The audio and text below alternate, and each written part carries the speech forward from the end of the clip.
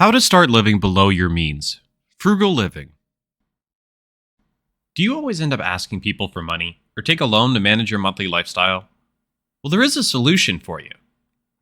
Hello and welcome to Tom's Do-It-Yourself Investing, a channel where we discuss personal finance tips, investing guides, real estate, and the stock market. In this video, I will be discussing how to live below your means and save more money. No, I'm not going to ask you to start starving yourself or anything like that. Just stay tuned and find out what I have to suggest. Living below your means is a popular strategy for anyone trying to save more money. Instead of spending money you don't have, live within your means and invest the remainder. It may not seem like there's much wiggle room in most people's budgets, but there are ways to make it work within most income levels. If you live within your means and save a little bit of every paycheck, you can build up a nest egg that will last years into the future. But how do you know what those means are? Are they different for everyone? Do you even need to be budgeting? We explore these and several other common questions about budgeting below to help get you started. What is living below your means? Living below your means is typically defined as spending less than you earn. While this may be a bit extreme for some, it's an important goal to have in mind. The biggest reason why many people struggle to save money is that they don't have a clear idea of exactly how much they should be saving. Even if you have a good handle on how much you need to live, that doesn't help you figure out how to get there. To be successful with this, you need to get rid of the stress that comes with money. You may have a financial goal you're aiming for, but if you don't feel confident you can reach it, then you might as well not try. Now that you have a clear idea about where we're heading, let's dive right into the strategies that will help you in living below your means. Getting rid of the stress that comes with money. Managing your money is stressful when you don't know what to do with it. You want to make extra money, but you don't know what to do with it.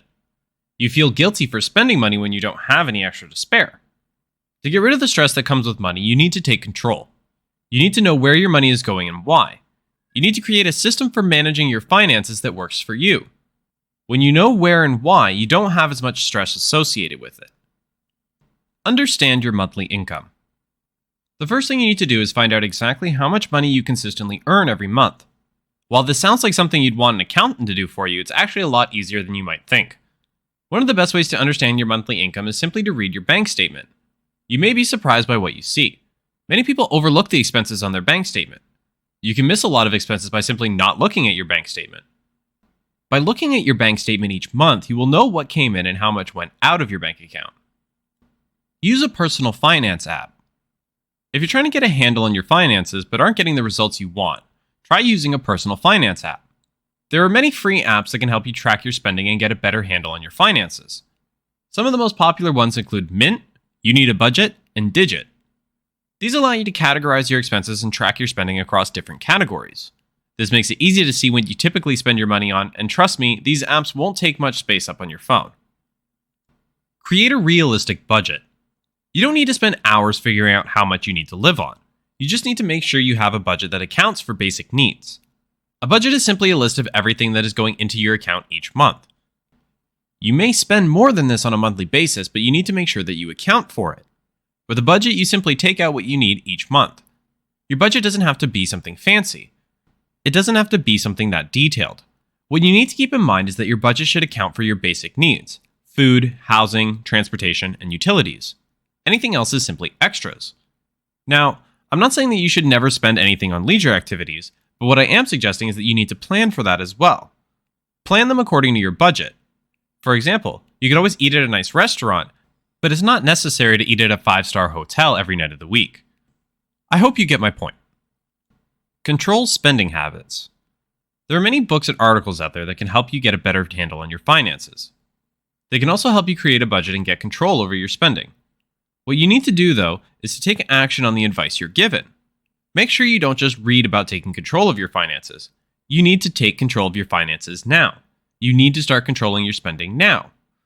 You can't wait until later to start making better financial decisions. Controlling spending habit requires self-control. Once you develop self-control, your life will be much easier. Track the small purchases. Take note of every small purchase you make during the month. This could be something as simple as a cup of coffee or a pack of gum. This will help you get a better idea of where your cash is actually going. It will help you to see where you're spending money that you don't necessarily want to be spending money on. This is important because you don't want to be spending money on things that don't contribute to your financial goal. You want to keep a close eye on the small purchases you make so you can keep better control over your finances. Don't rely on credit cards. Using only 1 or 2 credit cards will help you resist the temptation to overspend. Credit card utilization should be kept below 30%. To avoid exceeding the recommended credit card utilization percentage, for example, you should only spend $3,000 or less on a credit card that has a $10,000 limit.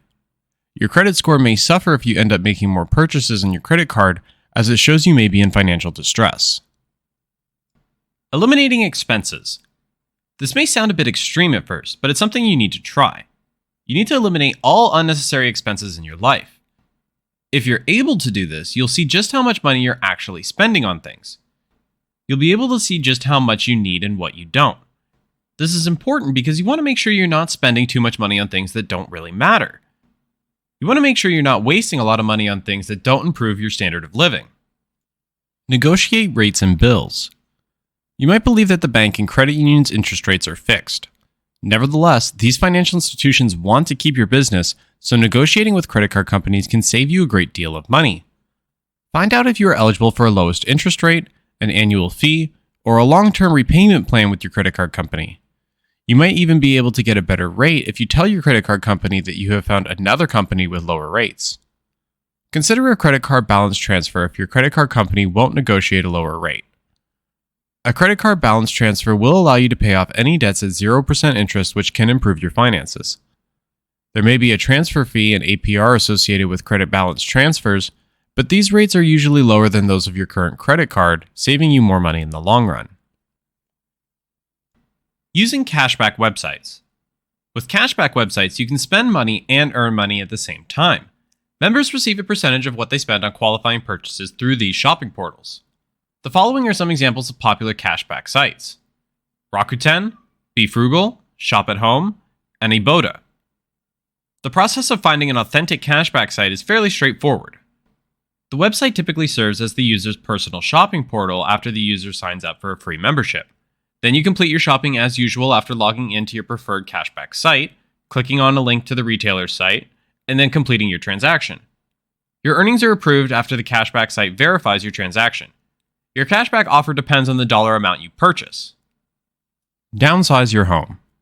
You may feel all kinds of emotions just thinking about moving out of the house you've turned into your home. It may prove difficult to keep up with insurance, mortgage, and maintenance payments if you purchase the most expensive home the bank says you can afford. It might be better to choose the fixer-upper that requires only a few inexpensive improvements and is more affordable. So in this video, we discuss some strategies to live below your means. I assure you that if you follow these strategies with consistency, you will never be short of money.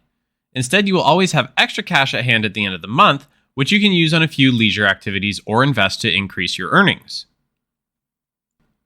What are your thoughts on these strategies? Are you someone that is able to live below your means, or do you always find yourself struggling to meet the ends? If you have anything that you would like to add to this list, feel free to comment below. If you have any questions, don't hesitate to ask them and I will get back to you. If you haven't subscribed yet, make sure to subscribe and hit the bell icon. If you found this video helpful, give it a thumbs up and don't forget to share the knowledge with those who might need it. I will be back with more videos, and until then, take care and stay tuned.